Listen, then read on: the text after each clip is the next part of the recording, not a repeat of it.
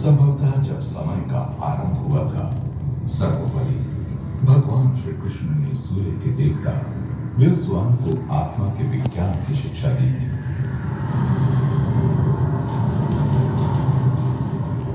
सूर्य देवता ने मानव जाति के पिता मनु को वो शिक्षा दी। मनु ने अपने पुत्र को प्रशिक्षित किया और इस तरह ये ज्ञान समय के साथ पीढ़ी दर पीढ़ी बढ़ता रहा। लेकिन समय के प्रभाव के कारण किसी बिंदु के बाद ये ज्ञान मानव जाति के दिमाग से प्राय लुप्त सा हो गया। तब एक बार फिर 5000 वर्ष पूर्व श्री कृष्ण ने अपने प्रिय मित्र अर्जुन से इस विज्ञान की व्याख्या की। कुरुक्षेत्र के विशाल मैदान में श्री कृष्ण ने अर्जुन के रथ को बड़ी कुशलता के साथ चलाया था। वे प्राचीन इतिहास के सबसे भयंकर युद्ध की पराकाष्ठा के समय दोनों सेनाओं के बीच में रुक जाते हैं।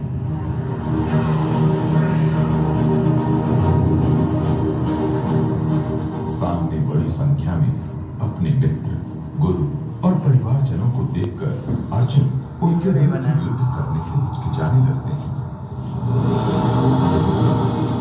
उनके प्रति अर्जुन का मोह उमड़ने लगता है और वे आत्मग्लानि से भरकर कहते हैं,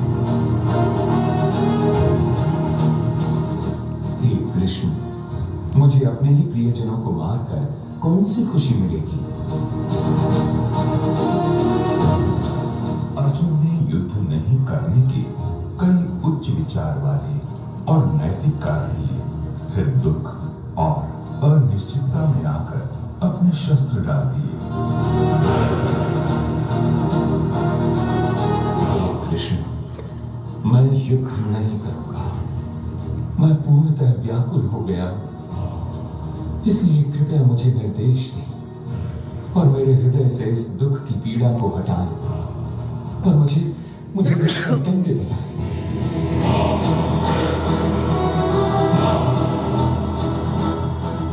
कृष्ण अर्जुन के आध्यात्मिक गुरु होने की भूमिका को स्वीकार करते हैं और अर्जुन को आत्मा की प्रकृति की शिक्षा देते हैं।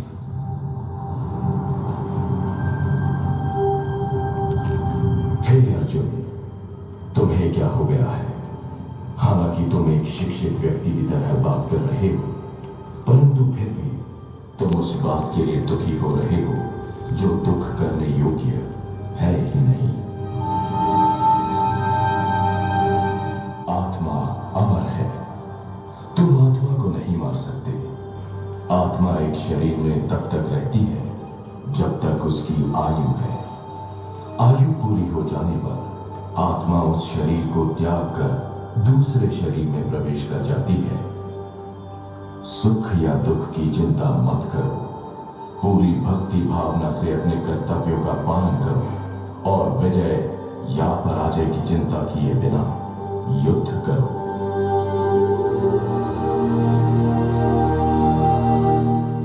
अद्भुत वार्तालाप को भगवत गीता के रूप में जाना जाता है और इसका विषय आज के परिप्रेक्ष्य में भी उतना ही प्रासंगिक है जितना 5000 वर्ष पूर्व के दैनिक जीवन के दुखों को दूर करने में तथा पीड़ादायक कर्तव्यों का पालन करने में था।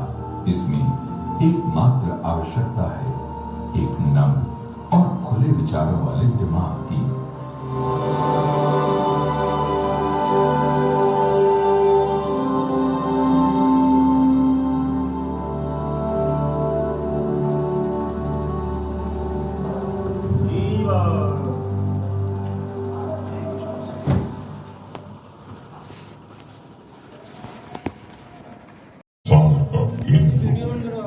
या फिर इस संसार में निहित पदार्थ की एक तुच्छ बिंदु मात्र हो।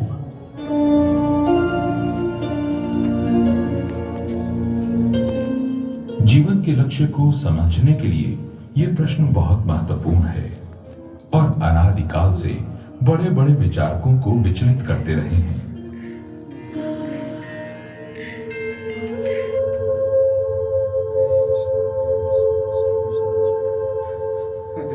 कृष्ण ने अर्जुन को समझाया कि सभी व्यक्तिगत अमर आत्माएं हैं जो अस्थायी रूप से एक भौतिक शरीर से ढकी हुई हैं। सभी आत्माओं की जड़ परमात्मा में है।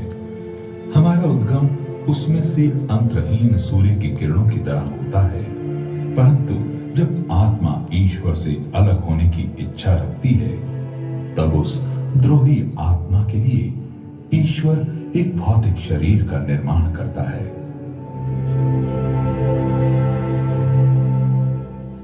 तब इसी भ्रम में आत्मा खुश रहने का प्रयास करती है।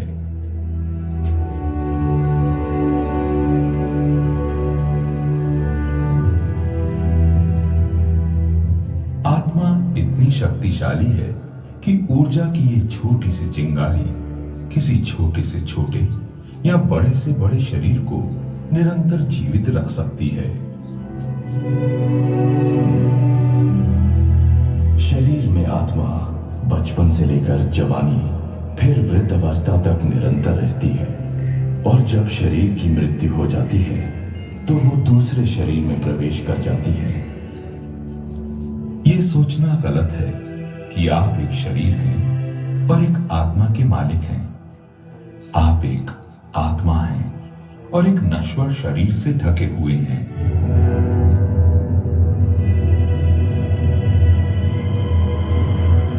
विश्व की अधिक से अधिक समस्याएं शरीर में आत्मा की गलत पहचान करने के कारण है।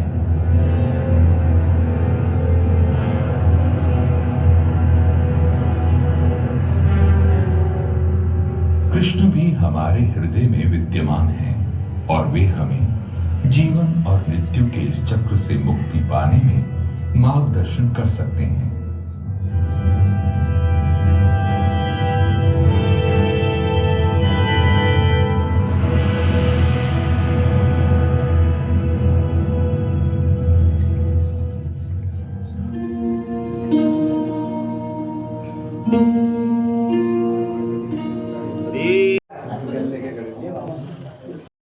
ये भौतिक संसार तीन शक्तिशाली ऊर्जाओं के अधीन है।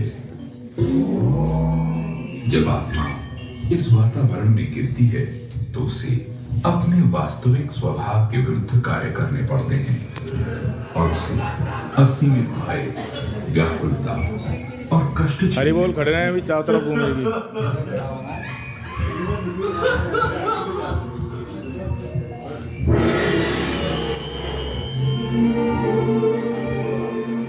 पहली शक्ति सत्व गुण है। इससे प्रभावित व्यक्ति प्राकृतिक सुंदरता और शांत संगीत का प्रेमी होता है।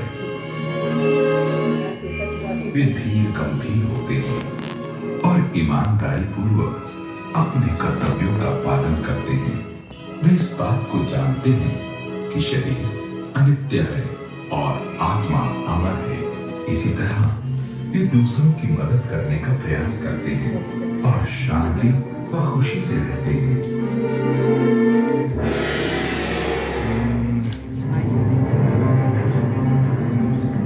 दूसरी शक्ति है रजोगुण। इससे प्रभावित व्यक्ति बहुत उद्यमी होते हैं। ये सदैव अपनी आर्थिक स्थिति और शारीरिक सजावट बनावट को बेहतर करने में व्यस्त रहते हैं। इनकी इच्छाएं असीमित होती हैं।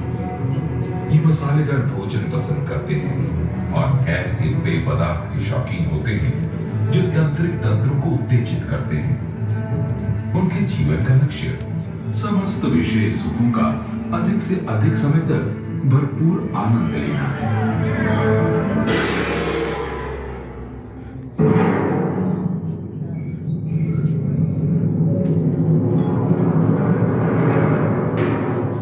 तीसरी शक्ति तमोगुण है जो गंदे स्थानों पर मिलती है।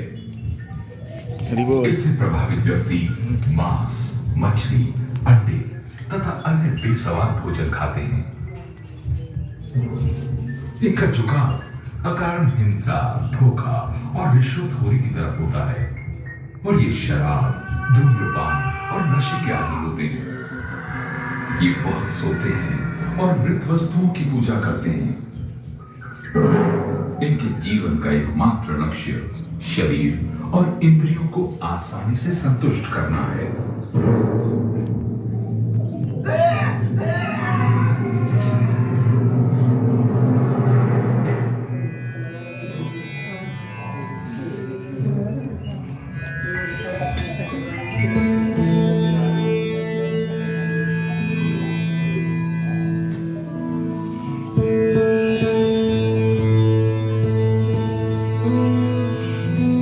हे अर्जुन, इन सबों में सत्व गुण सबसे पवित्र और शुद्ध है।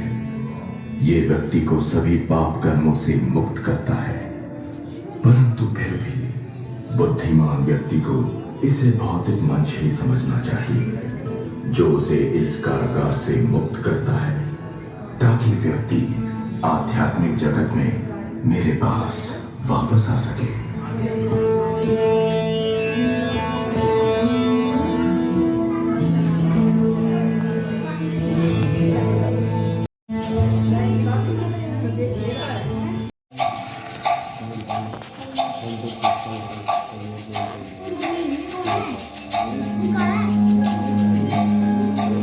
हम समय के नियंत्रण में हैं और ये हमें काम करने के लिए विवश करता है। समय ही वो शक्ति है जो सभी चीजों का अंत निर्धारित करती है और ये हमें काम पूर्ण समय की दृष्टि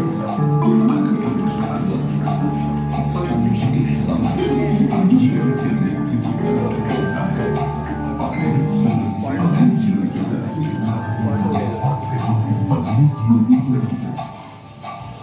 हम समय के नियंत्रण में हैं और ये हमें काम करने के लिए विवश करता है।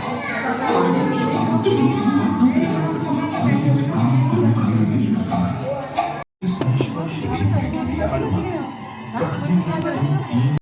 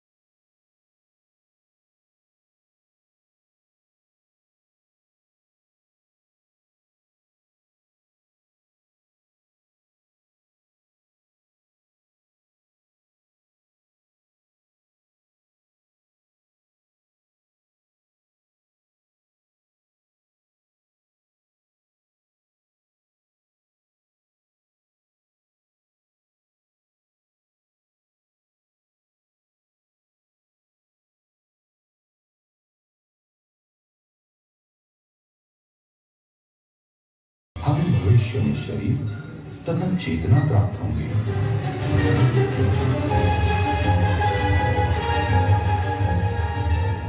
जिस मुर्गी को आप आज खाते हैं उसे अगले जन्म में आपको खाने का अवसर मिल सकता है। कर्म तथा उनकी प्रतिक्रियाओं के कारण जन्म मृत्यु का ये चक्र निरंतर चलता रहता है।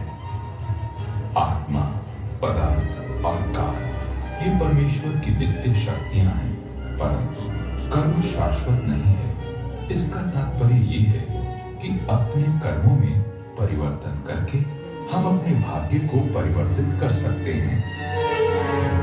मृत्यु के देवता यमराज, जिन्हें सभी मनुष्यों के सुकर्मों एवं दुष्कर्मों की जानकारी होती है, आत्मा को उसकी अपूर्ण इच्छाओं के अनुरूप तथा किस तरह की चेतना उसने पूर्व में अर्जित की थी, उसी के अनुसार दूसरा शरीर देते हैं।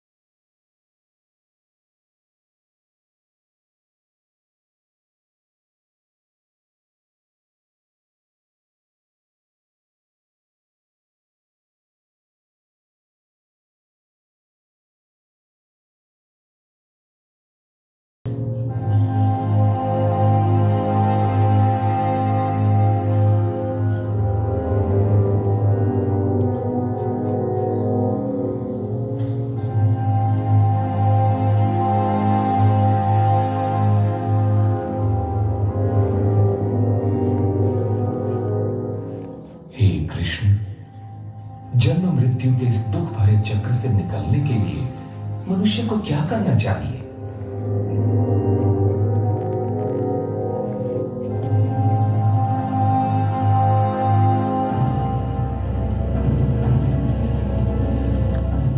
मुक्ति के मार्ग पर चलने वाला व्यक्ति अपने समस्त कर्तव्यों का पूरी तरह पालन करता है, परंतु वो अपने कर्मों के फल में आसक्त नहीं होता है।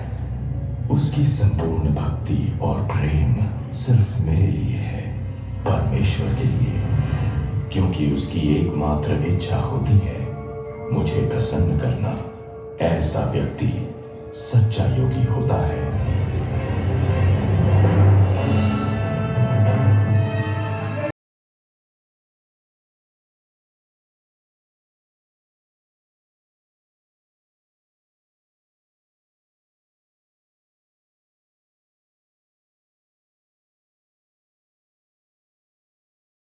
सांख्य योग इस भौतिक संसार का विश्लेषणात्मक अध्ययन ज्ञान योग की ओर अग्रसर होता है। ज्ञान योगी को इसका ज्ञान होता है कि जीवन का परम लक्ष्य परमेश्वर है, परंतु सत्य को ढूंढने की अपेक्षा उसे उसके दर्शन में अधिक आनंद मिलता है। हठ योग दूसरा स्तर है। इसका मुख्य लक्ष्य आसन और सांस की कसरत के माध्यम से मन को बांधकर ध्यान को बढ़ाना है। सच्चा गहन योगी स्थिर मन से अपने हृदय की गहराई से परमात्मा का ध्यान करता है। इस तरह वो प्राण वायु को सिर के ऊपरी भाग में लाने में सफल होता है और तब वो किसी भौतिक या आध्यात्मिक लोक में अपनी इच्छा अनुसार जा सकता है।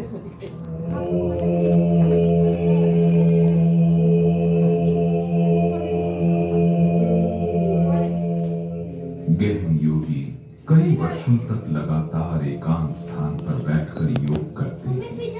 ऐसा करते समय उनका शरीर, गला और सिर सीधा होता है।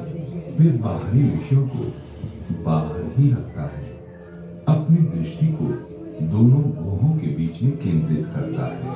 तब वो अपनी बाहर से अंदर आने वाली सांसों का संतुलन बनाते हुए मन पर नियंत्रण रखता है।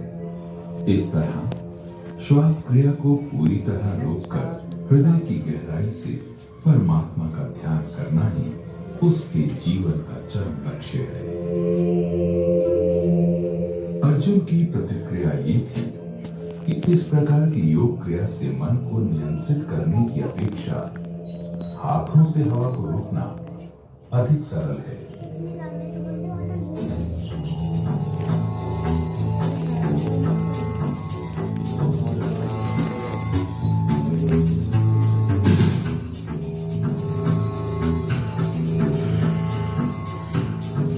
आजकल आरोग्यशालाओं में योग के कई आसान तरीके बताए जाते हैं। जो तरीके वे बताते हैं वो वजन कम करने के लिए तो उपयोगी हैं, परंतु सांसारिक बंधनों से मुक्ति के लिए इनसे कोई मदद नहीं मिलती है।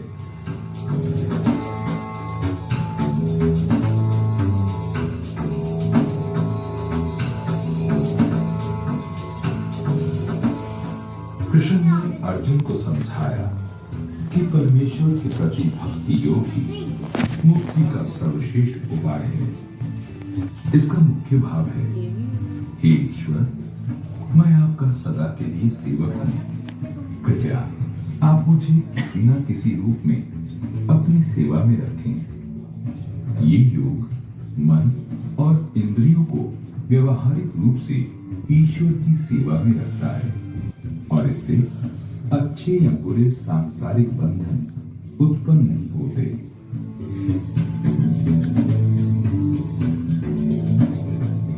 ईश्वर की संतुष्टि के लिए किए गए कर्म भौतिक कर्मों से दिव्य होते हैं।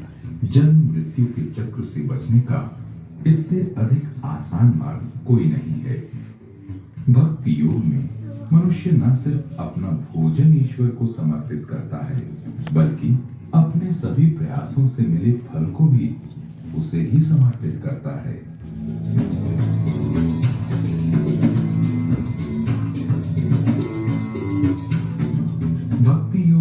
विशेषकर इस युग के लिए उपयुक्त है जिसमें मानव जीवन कम है और लोग आध्यात्मिक साक्षात्कार के महत्व को समझने में अत्यंत मंद हैं।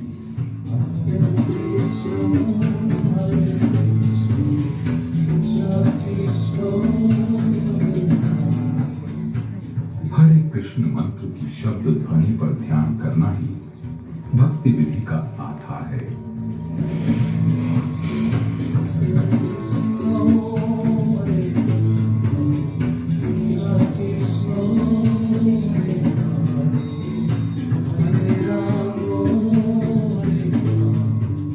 ईश्वर के दिव्य नाम की प्रशंसा करके ही धीरे धीरे हम दिव्यता में स्थिर हो जाते हैं।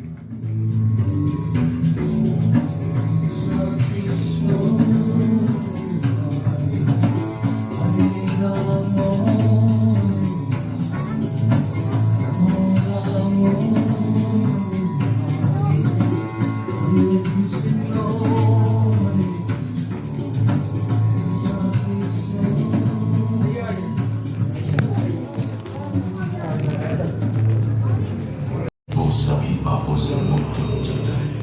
अपने एक अंश मात्र से मैं संपूर्ण विश्व को धारण करता हूँ। सभी कुछ मुझसे ही उत्पन्न होता है। जो बुद्धिमान इस बात को समझते हैं वे मेरे भक्ति योग में लग जाते हैं और पूरी तरह से मेरी आराधना करते हैं। हे कृष्ण, मुझे आपकी बातों पर पूर्ण विश्वास है, लेकिन मैं आपको सिर्फ मनुष्य रूप में ही देख सकता हूं। मैं आपका वो रूप देखना चाहता हूं जिससे आप समस्त संसार को व्याप्त करते और धारण करते हैं। हे अर्जुन, तुम इस विराट रूप को अपनी इन आंखों से नहीं देख सकोगे, इसलिए अपने विराट रूप को दिखाने के लिए मैं तुम्हें दिव्य नेत्र देता हूं। मेरे योग ऐश्वर्य को देखो। इसके बारे में ना कभी किसी ने सुना है ना देखा है। देखो किस तरह सभी कुछ मेरे अंदर स्थित है।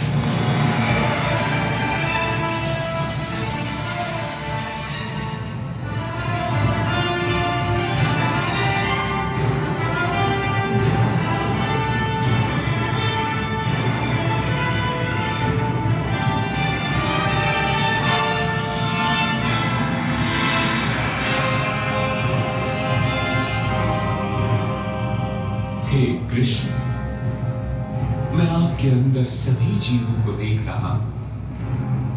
मैं ब्रह्म को देख रहा हूं। मैं कई रूपों, मुखों और आंखों को अंतहीन बढ़ता हुआ देख रहा हूं। आप असीम हैं, आप आदि पुरुष हैं और आपका आदि, मध्य तथा अंत नहीं। आप ग्रहों तक, आकाश तक तथा बीच के स्थान में संपूर्ण विश्व में व्याप्त होकर अपना अनंत प्रकाश फैला रहे हैं।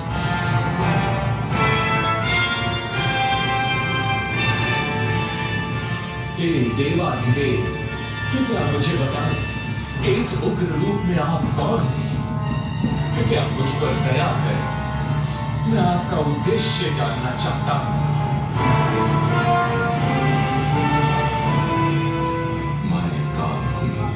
इस संसार का संहारक। तुम और तुम्हारे 4 भाइयों के अतिरिक्त इस युद्ध भूमि के दोनों पक्षों के योद्धा मारे जाएंगे। मेरी व्यवस्था से ये पहले ही हो चुका है। और अर्जुन, तुम इस युद्ध में बस एक निमित्त मात्र हो।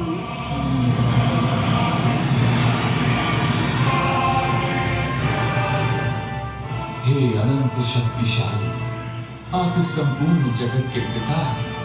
आपसे बढ़कर या आपके समान कोई नहीं है। मुझे इस बात की प्रसन्नता है कि मैंने आपका ये रूप देखा है, लेकिन इससे मैं भयभीत भी हूं। कृपया आप फिर से अपने मूल रूप में प्रकट हो जाएं।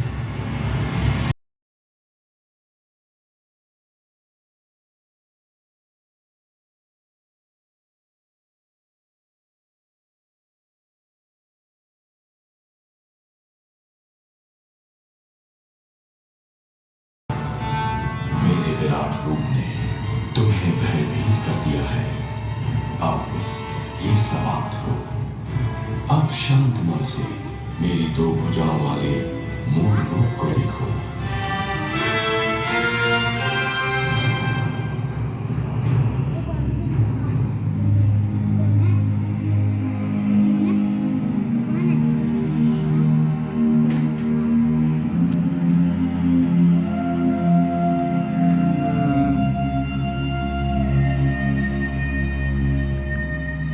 जो मेरे जन्म और कर्म की दिव्य प्रकृति को समझता है, वो मृत्यु के बाद फिर कभी इस भौतिक संसार में नहीं लौटता। उसे मेरे नित्य धाम गोलोक में पहुंचा दिया जाता है।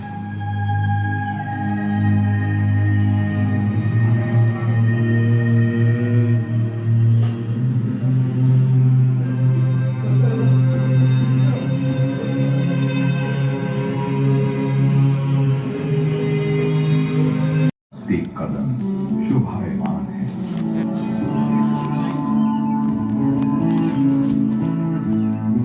जीवन की समस्त योनियों की उपज ये आध्यात्मिक जगत है और इनके जन्मदाता सच्चिदानंद विग्रह श्री कृष्ण हैं। यहाँ कर्मों और जीवन का केंद्र श्री कृष्ण है।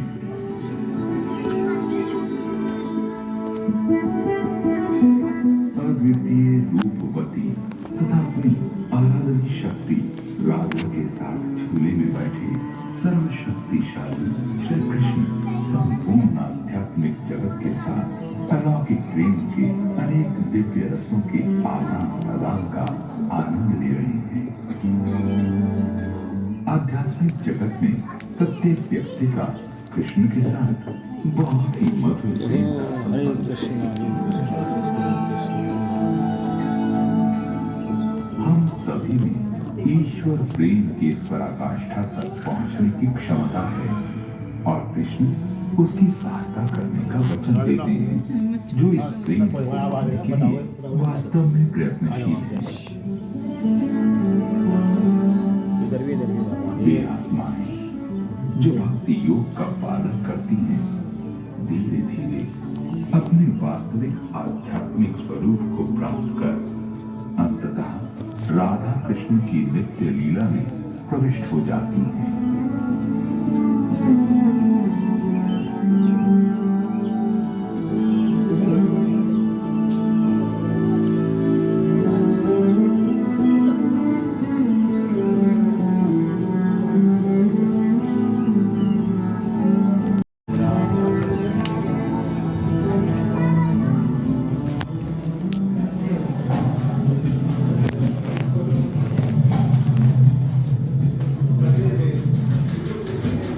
बाहर निकलने का रास्ता ढूंढना है।